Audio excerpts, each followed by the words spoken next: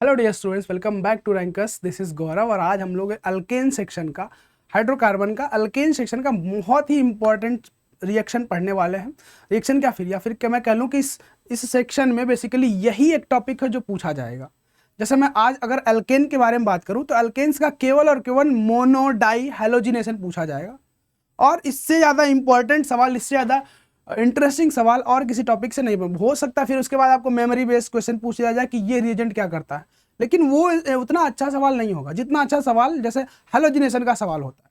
ठीक है, आज हम लोग सीखेंगे हैलोजिनेशन करते कैसे हैं अल्केन्स पे। तो सबसे पहले कि अल्केन्स पे हैलोजिनेशन 2-3 रिएजेंट से होता है, लेकिन उसमें सबसे ज़्यादा इंपॉर्टेंट रिएजेंट है X2H सबसे ज़्यादा इंपॉर्टेंट रिएजेंट, मतलब फ्री रेडिकल फोटो हैलोजिनेशन जिसको हम लोग बोलते हैं। दूसरा है NBS, एन ब्रोमोसक्सीनामाइड, जो कि सिर्फ और सिर्फ अलाइलिक ब्रोमिनेशन करता है। ठीक, ये दोनों ही काफी इंपॉर्टेंट होते हैं। NCS ले लोगे तो अलाइलिक क्लोरिनेशन होगा। एनीवे, हम लोग सिर्फ और सिर्फ फोटो हैलोजिनेशन को फोकस करेंगे आज और देखेंगे कितना इंटरेस्टिंग सवाल आता है, आया हुआ है। ठीक है, अगर ये टॉपिक पता है तो इंटरेस्टिंग सवाल भी आपके लिए 10 सेकेंड का काम है। जैसे एल्केन्स में सबसे इंपॉर्टेंट चीज ये है कि आपका हैलोजिनेशन कैसे होता है। मान लो हमने RCH2CH3 ऐसा दे दिया एल्केन, ठीक, इसको हमने X2 और HNU से ट्रीट कर दिया, तो ये अंडरस्टूड होता है कि ये फ्री रेडिकल मैनर में ही आगे रिएक्शन बढ़ेगी। जैसे एक फ्री रेडिकल का फॉर्मेशन होगा, इस स्टेप को हम लोग इनिशिएशन ऑफ फ्री रेडिकल बोलते हैं।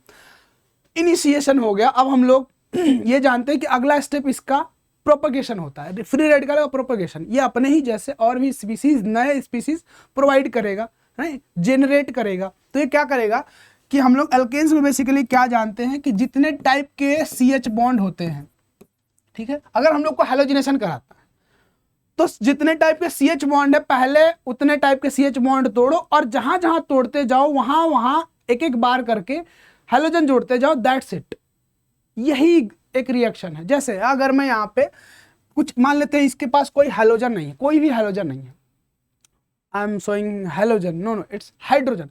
इसके पास अब कोई हाइड्रोजन नहीं है। अब X डॉट क्या करेगा, एक बार इससे इसको तोड़ के ले जाएगा। ठीक, अगर ऐसा करेगा तो हमारे पास फ्री रेडिकल क्या होगा, RCH2CH2 रेडिकल। ठीक, अगले स्टेप में जिसको हम लोग टर्मिनेशन बोलते हैं, बहुत ही संक्षिप्त में मैं बता रहा हूं, इसको हम लोग टर्मिनेशन बोलते हैं। ये X यहां पे जुड़ गया सपोज है।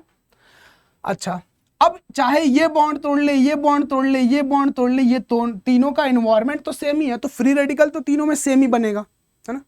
फ्री रेडिकल तीनों में सेम बनेगा, मतलब प्रोडक्ट भी अल्टीमेटली सेम बनेगा। अच्छा, अब दूसरे टाइप का हाइड्रोजन कहाँ है, ये वाला हाइड्रोजन है।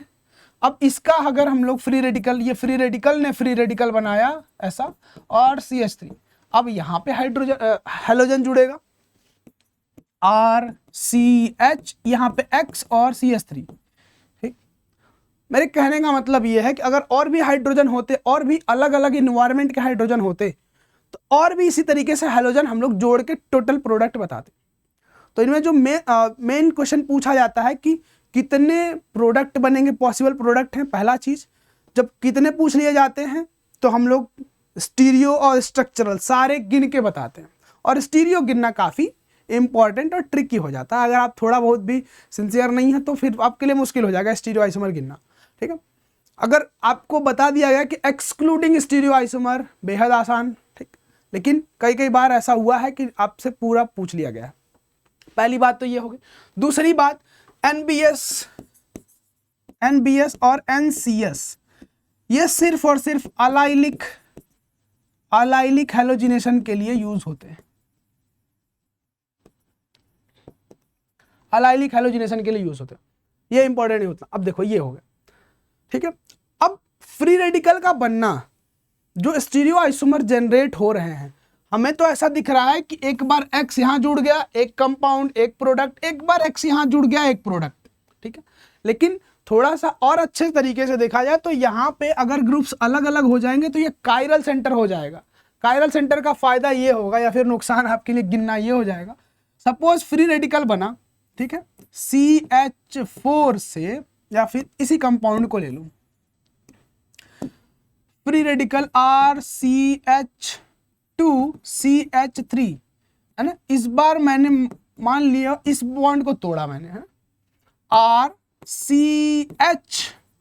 RCH3 और एक डॉट फ्री रेडिकल ऐसे p ऑर्बिटल में, और फ्री रेडिकल का कोई भी पार्टिसिपेशन नहीं होता है हाइब्रिडाइजेशन में, हेंस इसका हाइब्रिडाइजेशन क्या है, sp2 हाइब्रिडाइजेशन। sp2 है तो भाई प्लेनर है, sp2 है तो प्लेनर भी है। अब प्लेनर है तो यहां सारा क्रक्स आ जाता, प्लेनर है तो ये जो x डॉट आ रहा है ये या तो एबव द प्लेन आ सकता है या तो बिलो द प्लेन आके अटैच हो सकता है। अब एबव द प्लेन आके अटैच हुआ तो कुछ दूसरा कंपाउंड स्टीरियोआइसोमर, बिलो द प्लेन आके अटैच हुआ तो कुछ दूसरा कंपाउंड स्टीरियोआइसोमर। ठीक, सिर्फ और सिर्फ इसी कॉन्सेप्ट पे, यहां तक कि जेई में ये सवाल पूछा गया था कि CH2 CH3 CH ऐसा BRH और CH3 इस कंपाउंड में हमने मोनोब्रोमिनेशन कराया, मोनोब्रोमिनेशन। ये इनएंशियोमेरिकली प्योर कंपाउंड, इनएंशियोमेरिकली प्योर कंपाउंड, इसका मोनोब्रोमिनेशन कराया गया तो total number of optically active product बताना था। तो यार देख के तो बहुत ही ऐसा लगेगा कि ये क्या हो गया, है ना। तो कुछ नहीं करना था, जितने टाइप के बॉन्ड थे उन सारे बॉन्ड्स को तोड़ना था CH बॉन्ड को, और बारी बारी वहां पे एक एक ब्रोमीन लगा देना था और देखना था कि कैसा कंपाउंड बन रहा है। ठीक, अगर कायरल हुआ 2 प्रोडक्ट, प्रोवाइडेड दैट उसमें प्लेन ऑफ सिमेट्री नहीं होनी चाहिए। कायरल नहीं हुआ ओनली 1 प्रोडक्ट, जैसे यहाँ पे जुड़ेगा तो केवल एक प्रोडक्ट मिलेगा, वो भी ये कंपाउंड तो हमेशा कायरल है। इनएंशियोमेरिकली प्योर मतलब ये जो इसका इनएंशियोमर है ना, ये इसमें कोई चेंज नहीं होगा, ये ब्रोमीन एज इट इज रहेगा। ये हाइड्रोजन टूट सकता है, वहां पे ब्रोमीन जुड़ सकता है, लेकिन यहाँ ही ब्रोमीन रहेगा हमेशा। इनएंशियोमेरिकली प्योर कंपाउंड है ये। यहाँ पे ब्रोमीन जुड़ा, कंपाउंड केवल और केवल एक, क्योंकि ये कायरल है, इसका दूसरे वाला हमारे काम का नहीं है। एक कंपाउंड यहाँ पे जैसे ही जुड़ेगा तो देखो एक CH3, एक हाइड्रोजन, एक ब्रोमीन और एक बड़ा सा ग्रुप कायरल कार्बन है। 2 कंपाउंड मिलने चाहिए, लेकिन जैसे ही 2 कंपाउंड मिलेंगे तो एक यहां से POS भी जा रही है, प्लेन ऑफ सिमेट्री, तो मेजो कंपाउंड्स नहीं गिने जाएंगे, तो यहां से भी एक कंपाउंड मिलेगा। यहां आएंगे, ये भी एक कंपाउंड देगा, 2 ब्रोमीन जुड़े रहेंगे इसमें, है ना, एक ही कार्बन पे, और एक फिर यहां पे जाएगा। यहां पे आ गए तो ऑप्टिकली एक्टिव नहीं रह गया वो कंपाउंड, तो इसको नहीं गिनेंगे, का प्रोडक्ट है। यहां पे आ गए, अभी भी ऑप्टिकली एक्टिव कंपाउंड है, तो total 1 2 3 only 3 products are optically active. Clear है क्या ये बात।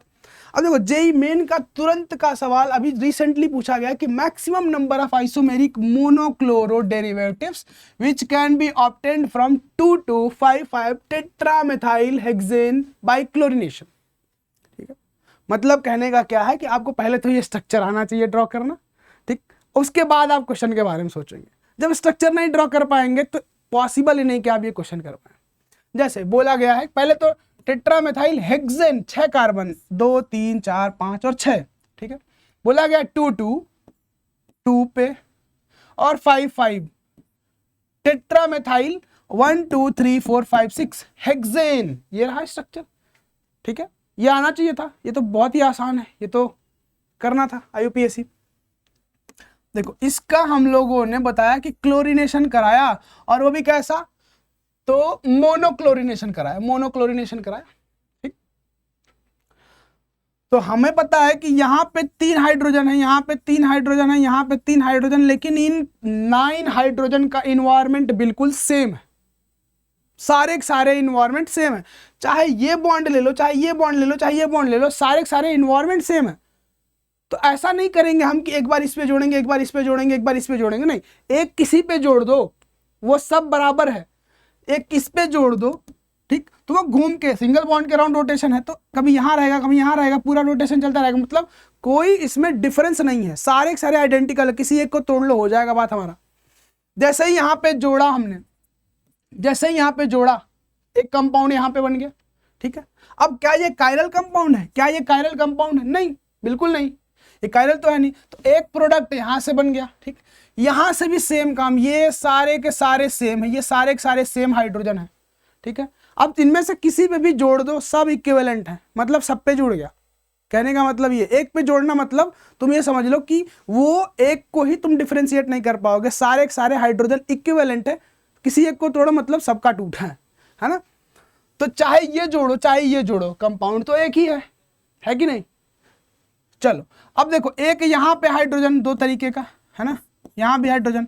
अब ये जो चारों हाइड्रोजन है, ये दोनों इन दोनों का भी इन्वायरमेंट बिल्कुल सेम, ठीक बात, दोनों का इन्वायरमेंट बिल्कुल सेम। मतलब हम लोग आधा पार्ट के लिए कोई मतलब ही नहीं है, बिल्कुल रिपीट कर दिया गया। सिर्फ आधा पार्ट में हम लोगों को देखना है कि कितने कंपाउंड बनेंगे। क्या पूछा गया है कि maximum number of isomeric monochloro derivative which can be obtained from tetramethyl, है ना।